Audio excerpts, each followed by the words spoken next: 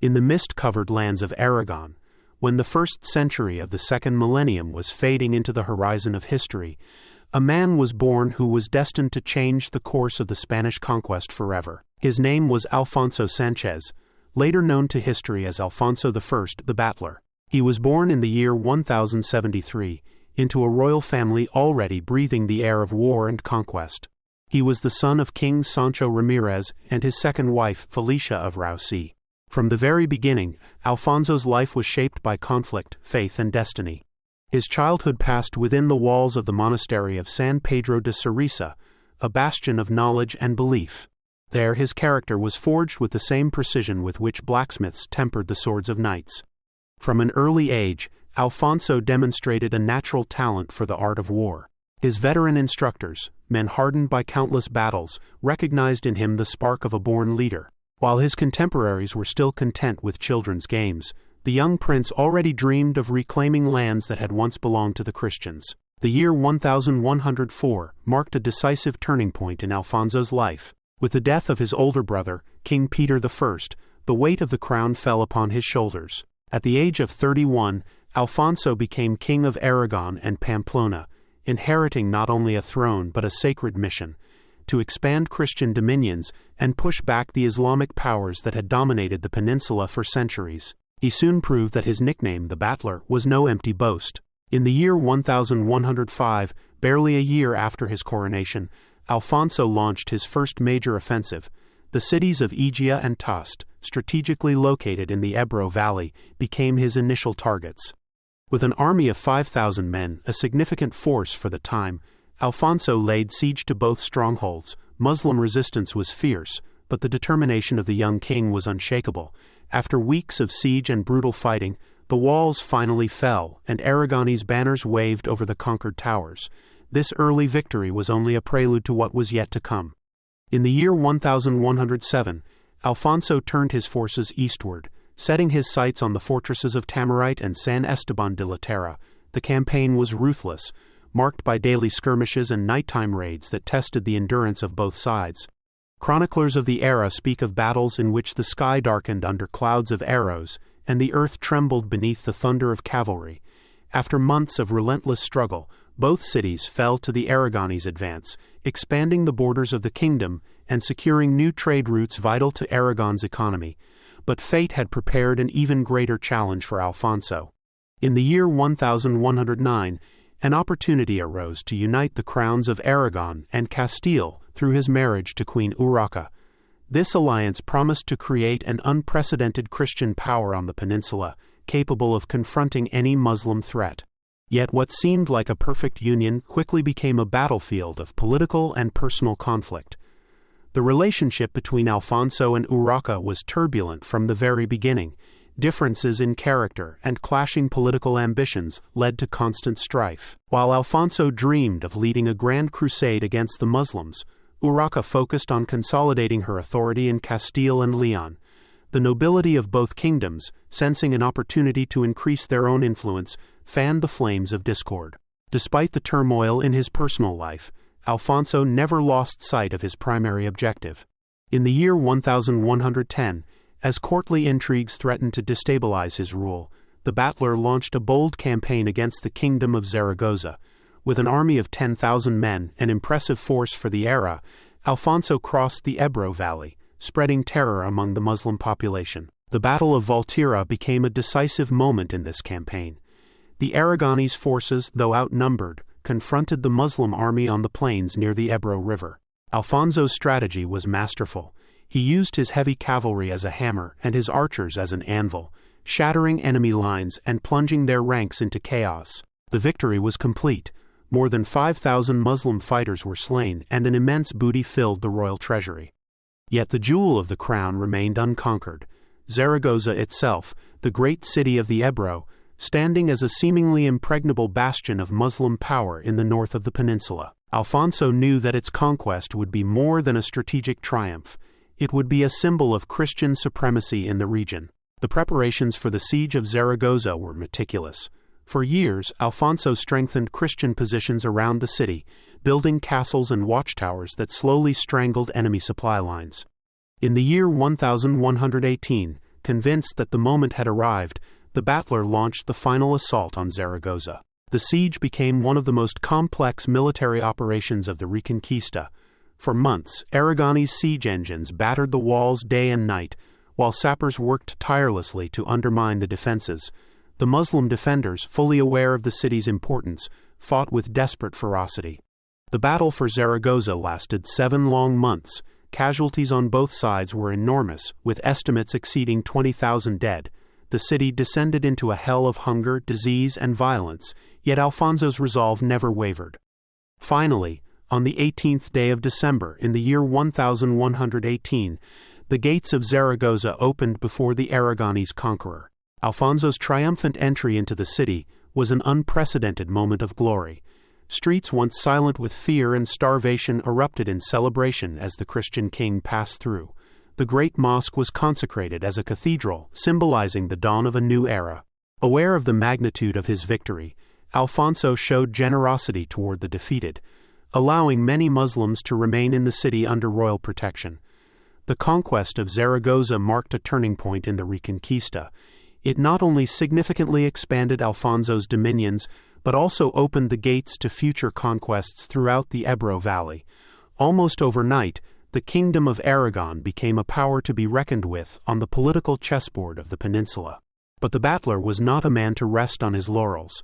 Barely had he secured his hold on Zaragoza when Alfonso set his sights on new objectives. In the year 1119, he launched a campaign against Tudela, another strategic city of the Ebro Valley. The fighting was fierce.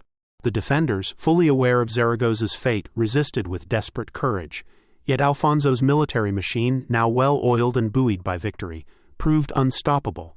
After weeks of siege and brutal street fighting, Tudela fell into Christian hands. The fall of Tudela triggered a domino effect across the region. Other smaller cities and fortresses, recognizing the futility of resistance, surrendered without a fight. Within months, Alfonso secured a vast territory stretching from the Pyrenees to the very heart of the Iberian Peninsula. The year 1120 marked another crucial moment in Alfonso's military career. With control of the Ebro Valley firmly secured, the Battler turned his gaze southward, where the wealthy cities of Calatayud and Daroca stood as the last bastions of Muslim power in the region. The campaign that followed was among the boldest of his reign. With an army of 15,000 men, Alfonso marched through hostile territory, facing constant ambushes and bloody clashes. The climax came at the Battle of Cutonda, fought on the 17th day of June that same year. The Almoravids, fully aware of the threat Alfonso posed, assembled an army of 20,000 warriors to stop him. The clash between the two forces was apocalyptic. For hours, the plain of Cutonda turned into a sea of blood and steel. Alfonso's heavy cavalry, led by the king himself, charged again and again into enemy lines, while Christian archers darkened the sky with their arrows. By nightfall, the battlefield was littered with the bodies of more than 15,000 fallen warriors, most of them Almoravids. The sight was horrific. Victory at Cutonda opened the road to the conquest of Calatayud and Daroca. Demoralized by the destruction of their army, both cities fell one after the other. True to his nature, Alfonso wasted no time securing his new conquests, fully aware that the Almoravids would attempt to reclaim them sooner or later. The period between the years 1121 and 1125 was marked by constant warfare, the reinforcement of borders, and the consolidation of Aragonese power in newly conquered territories. Alfonso I, the Battler, was no longer merely king of Aragon. He had become one of the most feared and respected military rulers of his age. This was a time of consolidation and expansion. Alfonso stood at the height of his power. His armies carried out deep incursions into Muslim territory, reaching the gates of Valencia and Murcia, spreading terror among the Islamic population and returning with enormous spoils that filled the royal treasury. But the Battler was not only a warrior. He was also a visionary statesman. Aware of the need to populate and defend newly conquered lands, he implemented an aggressive policy of resettlement. He granted charters and privileges to those willing to settle in frontier zones, creating a network of towns and fortresses that would serve as a defensive wall against future Muslim incursions. In the year 1125, Alfonso launched one of his most ambitious and controversial campaigns, the expedition into Andalusia. With an army of 50,000 men, a colossal force for its time, the Aragonese king dared to penetrate deep into the heart of Muslim territory. His objective was not permanent conquest, but rather to demonstrate the vulnerability of Almoravid power and to liberate the Mozarabs, Christians living under Islamic rule who wished to join his ranks. The Andalusian campaign was a display of overwhelming military might. For months, Alfonso's army traversed the peninsula from east to west, defeating every force that dared oppose it. Cities such as Granada, Córdoba, and Seville trembled at the approach of the Aragonese host. Particularly brutal was the Battle of Arinsol, also known as the Battle of Arnisol, fought near Lucena in the month of March of the year 1126. In a desperate attempt to halt the Christian advance, the Almoravids offered battle with an army of 30,000 men. The catastrophe was merciless. For hours, the plain of Arinsol became a hell of screams, dust, and blood. Alfonso's heavy cavalry, like an unstoppable hammer, smashed into enemy lines again and again. By nightfall, more than 20,000 warriors lay dead or wounded. The Christian victory was absolute, opening the road into the heart of Andalusia. However, the Andalusian expedition also carried a heavy cost. Thousands of Mozarabs, encouraged by Alfonso's presence, abandoned their homes to join him.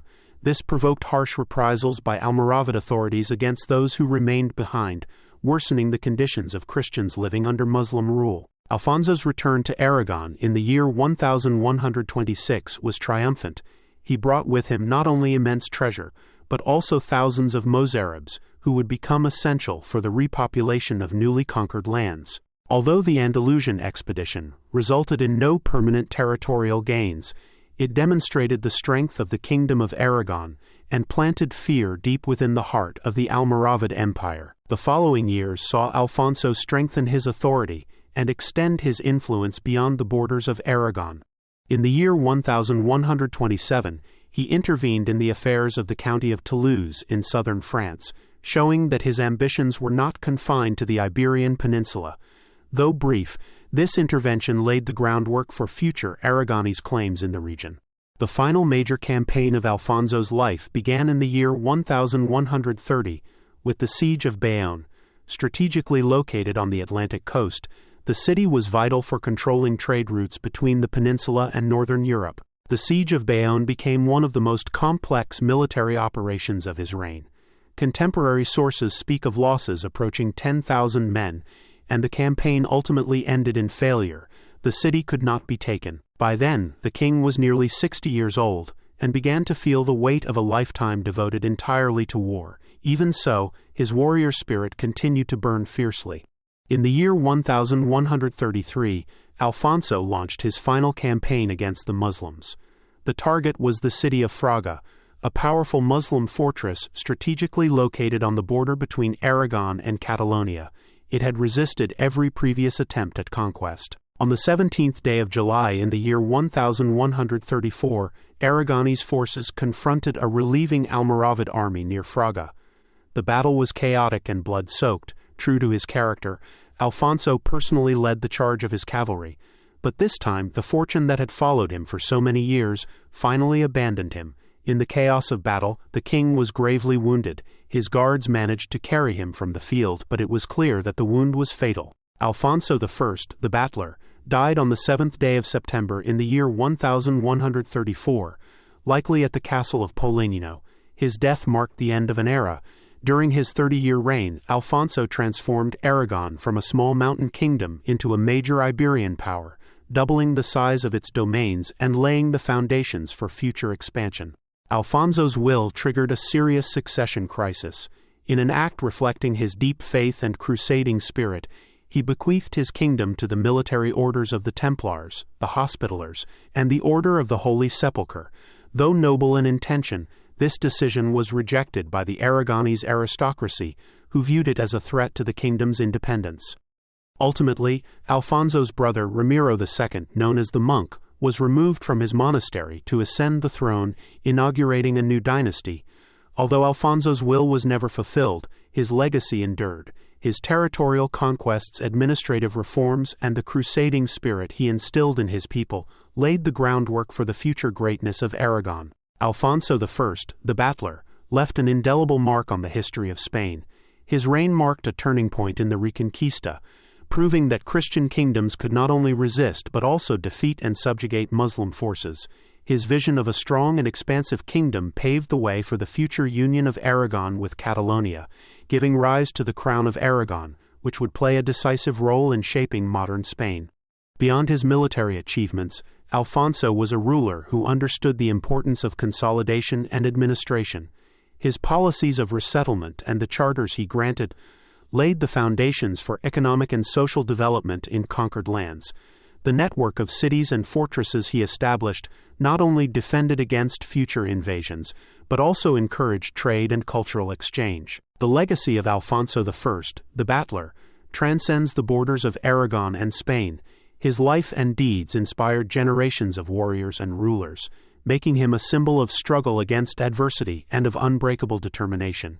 Even today, nearly 1,000 years after his death, his figure continues to be studied and admired, a testament to the enduring impact a single man can have on the course of history.